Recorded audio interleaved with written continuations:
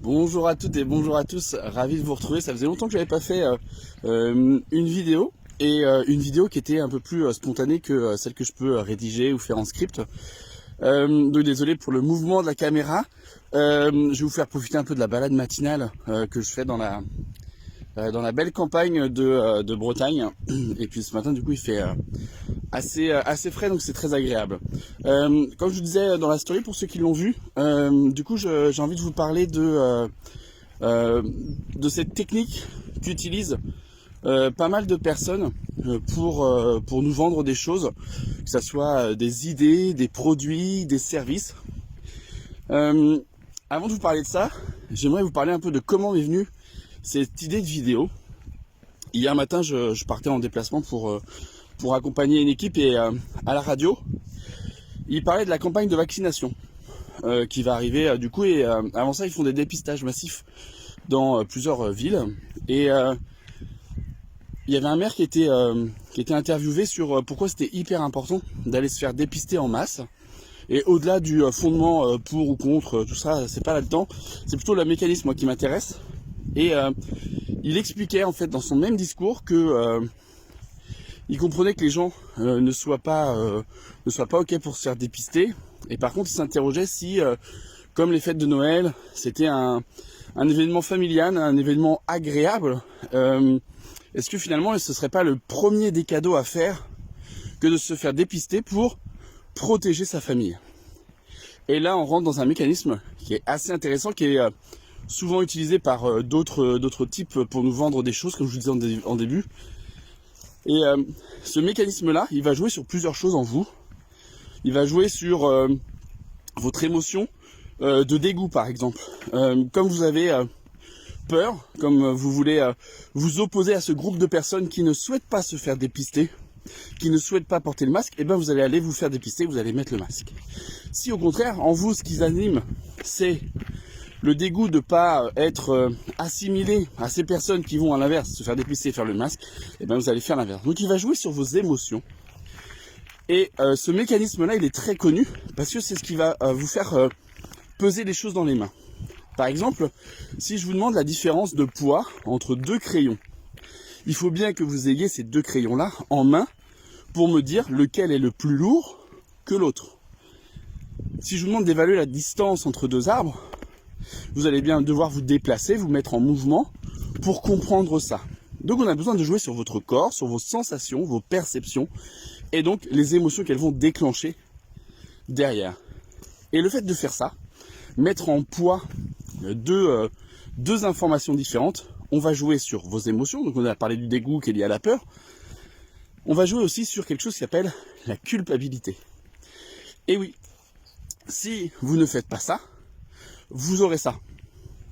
Là, dans l'idée qu'on essaye de nous vendre dans le dépistage massif, et encore une fois, au-delà de je suis pour ou contre, peu importe, ce qu'il a été fait, c'est de se dire, dans cette ville-là, il y a des milliers de cas qui sont recensés tous les jours.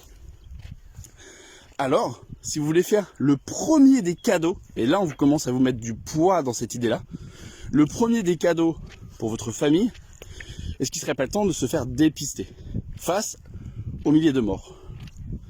Et là on commence à mettre du poids dans l'idée que, bah ouais, si je veux faire un cadeau à ma famille, avant de leur offrir quelque chose de matériel, sachant que la phrase d'avant qu'il ait dit ça, c'était le combat contre Amazon. Donc vous voyez que le poids qu'il a mis dans la première idée, il la reprend dans cette idée-là. Il met beaucoup de poids dedans, ce qui va guider votre choix. Si je le fais pas, je mets en risque ma famille et mes proches, donc je culpabilise. Et comme la culpabilité, ça me permet à moi de jouer sur des peurs, des références à moi, des codes qui sont en moi, bah, je vais plutôt choisir la solution qui m'apporte. En disant, bah, si vous voulez faire un cadeau, faites-vous vacciner. Et donc là, on va se faire vacciner. Dépister, pardon. Peu importe l'idée d'ailleurs. Et là, je connais beaucoup de vendeurs au sens entrepreneurs, qui essayent de vendre leurs produits, qui vont faire ça. Je sais pas si vous avez déjà eu ces annonces-là. Dans 3 jours, je ferme les portes de mon académie qui permet à l'ensemble de mes entrepreneurs de gagner plus de 10 000 € par mois sans rien faire depuis leur canapé. Il te reste que 3 jours. Premier message. Deuxième message, on va commencer à se dire, si tu ne fais pas ça, tu vas probablement rester là où tu es, à galérer, à être compliqué, et regarde la vie de rêve que j'ai. on commence à mettre du poids dans l'idée que si tu ne le fais pas, ce sera de ta faute. Donc on te fait déjà culpabiliser. Et puis en plus, on va jouer après sur toutes tes peurs. T'as peur du manque, t'as peur de pas réussir, t'as peur de l'idée des autres. Toutes ces peurs-là, on va les mettre dedans. Et puis finalement, la culpabilité va te faire prendre un choix. Et ce choix-là, il va être fait dans le 3e ou 4e jour, enfin 3e jour, là, si on est dans les J-3, en te disant, maintenant là, t'as qu'un clic à faire.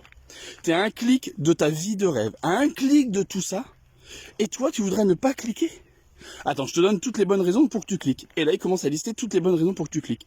Et il met du poids de plus en plus important. Il met un rythme de plus en plus rapide pour t'amener à faire un choix, mais pas un choix éclairé. Un choix que lui, il aura décidé pour toi. Donc ça, on est vraiment dans le syndrome de je mets du poids dans une idée et je te fais culpabiliser de ne pas le faire. Parce que je t'ai suffisamment montré tout ce que tu allais gagner avec moi.